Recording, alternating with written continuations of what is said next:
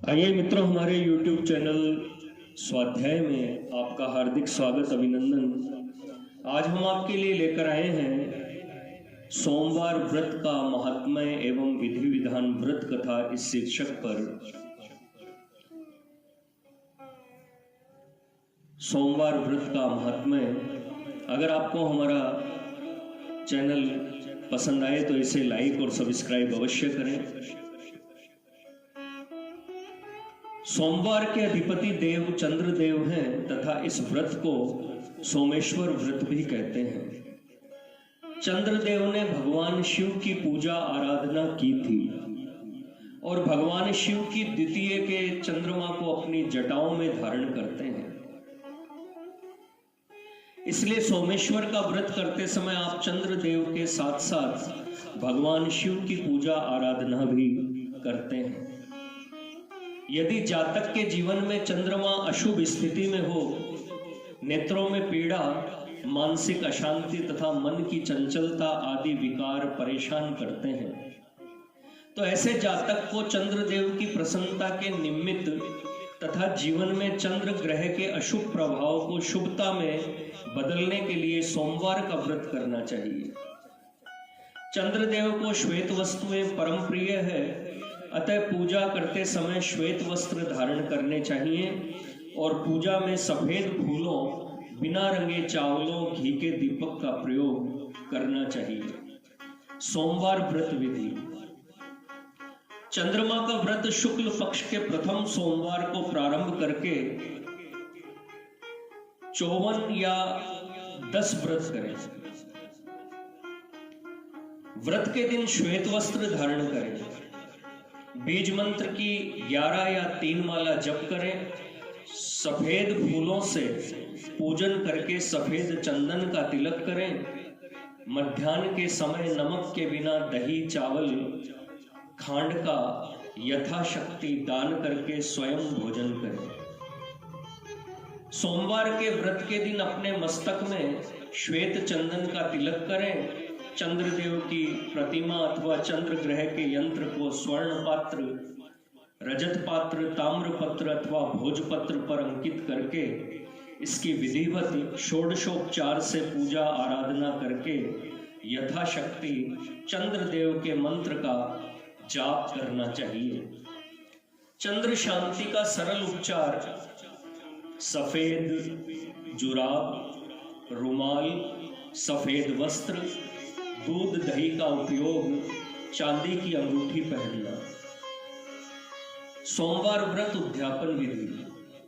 सोमवार के व्रत के उद्यापन के लिए यथासंभव चंद्र ग्रह का दान जैसे मोती, सुवर्ण, रजत, चावल, मिश्री, दही, श्वेत वस्त्र, शंख, श्वेत पुष्प, कर्पूर, श्वेत बेल, श्वेत चंदन आदि करना चाहिए। चंद्र ग्रह से संबंधित दान के लिए संध्या का समय श्रेष्ठ होता है। क्या क्या और कितना दिया जाए यह आपकी श्रद्धा और सामर्थ्य पर निर्भर करता है।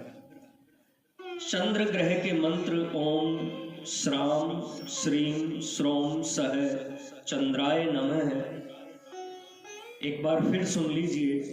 ओम श्राम श्रीम श्रोम सह चंद्राय नमः का कम से कम 11,000 की संख्या में जाप तथा चंद्र ग्रह की लकड़ी पलाश से चंद्र ग्रह के बीज मंत्र की 1 माला यज्ञ करना चाहिए। हवन पूर्णाहुति करके खीर खांड से ब्राह्मण व बटुकों को भोजन कराएं। इस व्रत के करने से व्यापार में लाभ, मानसिक कष्टों से शांति होती है, विशेष कार्य सिद्ध्यर्थ भी यह पूर्ण फलदायक होता है। देवता भाव के भूखे होते हैं, अतः श्रद्धा एवं भक्ति भाव पूर्वक सामर्थ्य के अनुसार पूजा, जप, तप, ध्यान, होम, हवन, दान, दक्षिणा, ब्रह्म भोज करना चाहिए। व्रत का उद्यापन श्रावण मास के प्रथम अथवा तृतीय सोमवार को करना सर्वश्रेष्ठ माना गया है। सोमवार व्रत कथा। एक बहुत धनवान साहूकार था जिसके घर धन आदि किसी प्रकार की कमी नहीं थी, परंतु उसको एक दुख था, उसके कोई पुत्र नहीं था। वह इसी चिंता में दिन रात रहता था। वह पुत्र की कामना के लिए प्रति सोमवार को चंद्रदेव का सोमेश्वर व्रत तथा चंद्रदेव और शिवजी का पूजन किया करता था तथा प्रतिदिन मंदिर में जाकर शिवजी पर दीपक जलाया करता था। उसके भक्ति भाव को देखकर एक दिन पार्वती जी ने शिवजी से कहा, हे महाराज, यह साहूकार आपका अत्यंत भक्त है और सदैव आपका पूजन बड़ी श्रद्धा से करता है, इसकी मनोकामना पूर्ण करनी चाहिए। शिवजी ने कहा, हे पार्वती, यह संसार कर्म क्षेत्र है। जैसे किसान खेत में जैसा बीज बोता है वैसा ही फल काटता है, उसी तरह संसार में जो जैसा करता है वैसा ही फल भोगता है। पार्वती जी ने अत्यंत आग्रह देख शिवजी महाराज पार्वती जी के अत्यंत आग्रह को देखकर शिवजी महाराज कहने लगे, हे पार्वती, इसके कोई पुत्र नहीं है, इसी चिंता से ये अत्यंत दुखी रहता है। इसके भाग्य में पुत्र ना होने पर भी मैं इसको पुत्र देता हूं, परंतु वह केवल 12 वर्ष तक जीवित रहेगा। इसके पश्चात वह मृत्यु को प्राप्त हो जाएगा। ये सब बातें वह साहूकार सुन रहा था। इससे उसको न कुछ प्रसन्नता हुई न कुछ कष्ट हुआ। वह पहले जैसे ही शिवजी का व्रत और पूजन करता रहा। कुछ काल व्यतीत होने पर साहूकार की स्त्री गर्भवती हुई और 10वें महीने उसके गर्भ से अति सुंदर पुत्र की प्राप्ति हुई। साहूकार के घर में बहुत खुशियां मनाई गई, परंतु साहूकार ने उसकी केवल 12 वर्ष की आयु जान कोई अधिक प्रसन्नता प्रकट नहीं की और न ही किसी को यह भेद बतलाया। जब वह बालक 11 वर्ष का हो गया तो उसकी माता ने उसके पिता से लड़के का विवाह आदि करने के लिए कहा, परंतु साहूकार कहने लगा, मैं अभी इसका विवाह नहीं करूंगा और काशी जी पढ़ने के लिए भेजूंगा। फिर साहूकार ने अपने साले अर्थात उस बालक के मामा को बुला उसको बहुत सा धन देकर कहा, तुम इस बालक को काशी जी पढ़ने के लिए ले जाओ। रास्ते में जिस स्थान पर भी जाओ यज्ञ करते और ब्राह्मणों को भोजन कराते जाना। वे दोनों मामा भांजा सब जगह सब प्रकार का यज्ञ करते और ब्राह्मणों को भोजन कराते जा रहे थे। रास्ते में उनको एक शहर पड़ा। उस शहर के राजा की कन्या का विवाह था और दूसरे राजा का लड़का जो विवाह करने के लिए बारात लेकर आया था वह एक आंख से काना था। उसके पिता को इस बात की बड़ी चिंता थी कि कहीं वर को देखकर कन्या के माता पिता विवाह से मना न कर दे। इस कारण जब उसने सेठ के अति सुंदर लड़के को देखा तो मन में विचार किया कि क्यों न इसके लड़के को वर के कपड़े पहनाकर घोड़ी पर चढ़ा लिया जाए। यह कार्य बड़ी सुंदरता से हो गया। फेरों का समय आया तो वर के पिता ने सोचा, यदि विवाह कार्य भी इसी लड़के से करा दिया जाए तो क्या बुराई है। ऐसा विचार कर राजा ने लड़के से और उसके मामा से कहा, यदि आप फेरों और तिलक आदि का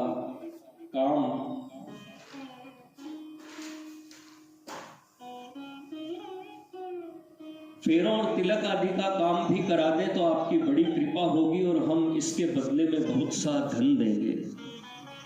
उन्होंने भी स्वीकार कर लिया और विवाह कार्य भी बहुत अच्छी तरह से हो गया। परंतु जिस समय लड़का जाने लगा तो उसने राजकुमारी की चुंदड़ी के पल्ले पर लिख दिया कि तेरा विवाह तो मेरे साथ हुआ है, परंतु जिस राजकुमार के साथ तुमको भेजेंगे वह एक आंख से काना है। मैं तो काशी जी पढ़ने जा रहा हूँ। उस राजकुमारी ने जब चुंदड़ी पर ऐसा लिखा हुआ पाया तो उसने राजकुमार के साथ जाने से मना कर दिया। कहा कि यह मेरा पति नहीं है, मेरा विवाह इसके साथ नहीं हुआ। जिसके साथ विवाह हुआ है वह तो काशी जी पढ़ने गया है। राजकुमारी के माता पिता ने अपनी कन्या को विदा नहीं किया और बारात वापस चली गई। उधर वह सेठ का लड़का और उसका मामा काशी जी पहुंच गए। वहां जाकर उन्होंने यज्ञ करना और लड़के ने पढ़ना शुरू कर दिया। जब लड़के की आयु 12 वर्ष की हो गई और उस दिन भी उन्होंने यज्ञ रचा रखा था, लड़के ने अपने मामा जी से कहा, मामा जी आज मेरी तबीयत कुछ ठीक नहीं है। मामा ने कहा अंदर जाकर सो जाओ। लड़का अंदर जाकर सो गया और थोड़ी देर में उसके प्राण निकल गए। जब उसके मामा ने आकर देखा कि वह तो मुर्दा पड़ा है तो उसको बहुत बड़ा दुख हुआ और उसने सोचा कि मैं अभी रोना और विलाप करना शुरू कर दूंगा तो यज्ञ कार्य अधूरा रह जाएगा। उसने जल्दी से यज्ञ का कार्य समाप्त कर ब्राह्मणों के जाने के बाद रोना पीटना आरंभ कर दिया। संयोगवश उसी समय पार्वती उन्होंने जोर जोर से रोने पीटने की आवाज सुनी तो पार्वती जी कहने लगी, महाराज कोई दुखिया रो रहा है, इसके कष्ट दूर करो। तब शिव जी बोले, इसकी आयु इतनी ही थी, सो भोग चुका। पार्वती जी ने कहा, महाराज कृपा करके इस बालक को और आयु दो, नहीं तो इसके माता पिता तड़प तड़प कर मर जाएंगे। पार्वती जी के इस प्रकार बार बार आग्रह करने पर शिव जी ने उसको वरदान दिया और शिव जी महाराज की कृपा से लड़का जीवित हो गया। शिव पार्वती के साथ कैलाश चले गए। तब लड़का और मामा उसी प्रकार यज्ञ करते हुए अपने घर की ओर चल पड़े। रास्ते में उसी शहर में आए जहां विवाह हुआ था। वहां पर आकर उन्होंने यज्ञ आरंभ किया तो लड़के को ससुर ने पहचान लिया और अपने महल में ले जाकर बड़ी खातिर की। राजा ने कुछ दिन उन्हें अपने यहां रखने के बाद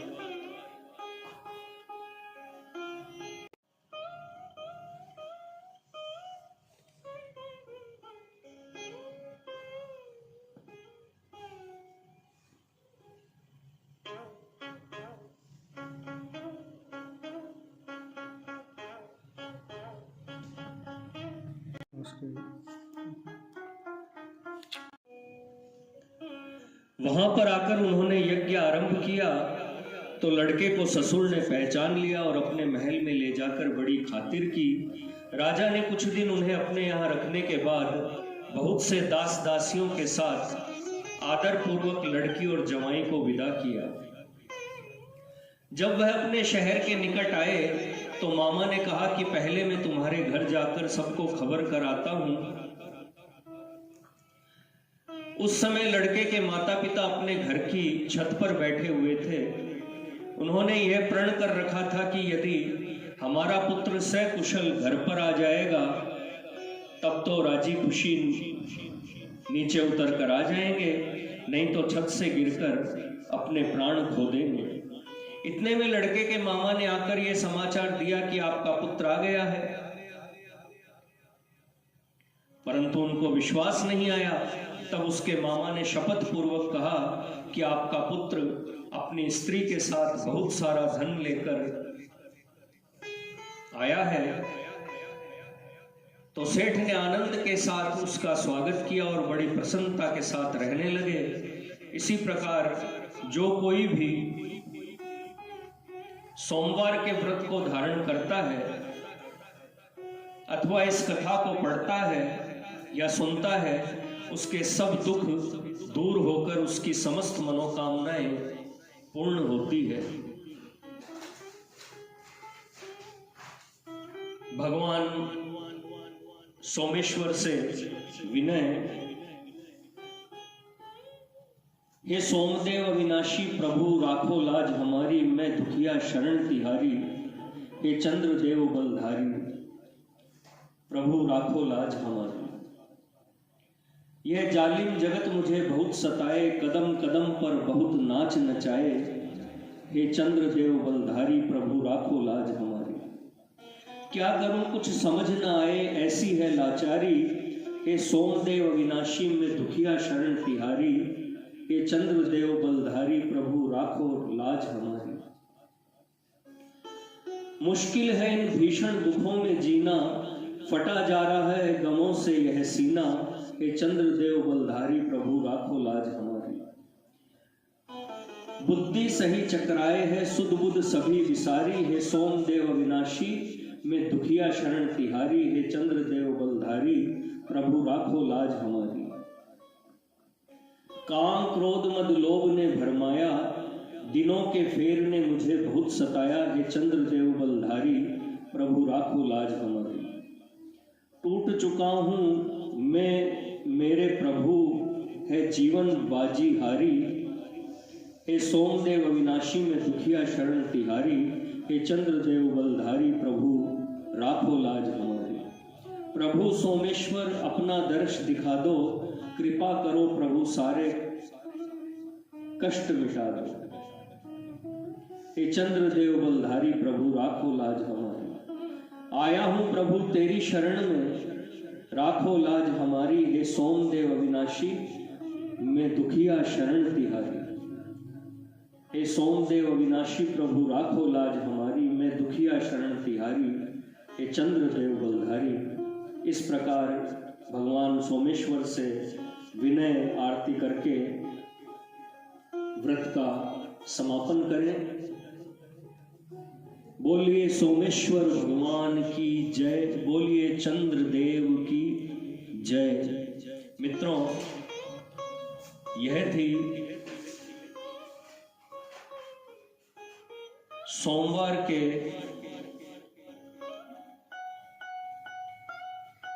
व्रत की कथा, महात्म्य, विधि विधान सहित।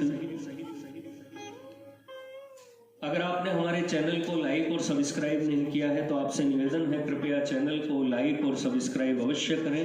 धन्यवाद।